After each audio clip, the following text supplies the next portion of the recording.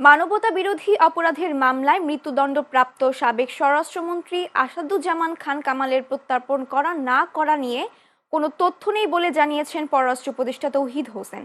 পলাতক আসাদুজ্জামান কামালকে দিয়ে প্রত্যর্পণ শুরু করবে ভারত। 28 নভেম্বর তিনি নিজের ভেরিফাইড ফেসবুক পোস্টে এমনটাই জানিয়েছিলেন প্রধান উপদেষ্টার প্রেস সচিব শফিকুল আলম।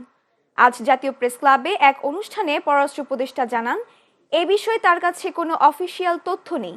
জুলাই আগস্টে মানবতা বিরোধী অপরাধ মামলায় 17 নভেম্বর সাবেক প্রধানমন্ত্রী শেখ হাসিনা ও সাবেক স্বরাষ্ট্রমন্ত্রী আসাদুজ্জামান খান কামালকে মৃত্যুদণ্ড দেন আন্তর্জাতিক অপরাধ ট্রাইব্যুনাল। এরপর শেখ হাসিনাকে হস্তান্তরের জন্য সম্প্রতি দিল্লিতে কূটনৈতিক চিঠি পাঠিয়েছে ঢাকা। আগামী সরকার যারা গঠন করবেন তাদের জন্য পলিসি নির্ধারণ সহজ হবে, এইটুকুই। তবে একটা কথা এখানে অ্যাড করতে চাই আমি, সেটা হলো যে আমরা একটি অন্তর্বর্তী সরকার, যেটা বাই ডেফিনেশন কিন্তু টেম্পোরারি। কাজেই বড় সিদ্ধান্ত সেটা কিন্তু যদি কোনো কিছু থাকে সেটা কিন্তু আমাদের পরবর্তী সরকারকে নিতে হবে। আসাদুজ্জামান কামালের ব্যাপারে